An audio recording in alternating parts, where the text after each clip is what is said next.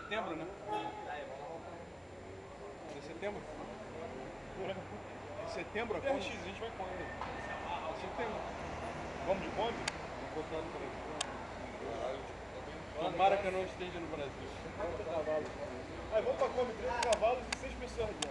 Caralho. Em São Paulo em Aí tem que mandar um pão de forma, né, mano? Tem que mandar um pão de forma. Ó, tem que... 5 cavalos pra cada um. A Kombi voa com o carro. A da Arara vai ser legal, Tem hein? que meter uma pezinha. Porra, Rodrigo, Não, segue apenas teu Kombi, apego não. pra Kombi, cara. Bota um motor descendo Pode ser Duratec. 20 zero essa porra, um Duratec. Pô, Duratec tá na promoção, cara. Pô, R$ 1.500. 1.500. Já acabou aquela porra. É, tu compra agora no Mercado Livre por 5. É, os babacas vão lá. Deu mole. Todo mundo é Octane. Outra cabeçote aí, 20 válvulas. 1.8, 20 válvulas. Posso botar o Ah, motor no aquela bolso? porra, não sei se aquela porra não. Tá, tem que soldar umas porra aí, mas tem que ter um Não, lugar bom dá, pra soldar. mas esse bloco aí, cara, isso não serve pra girar, cara. Isso aí joga uma biela longe.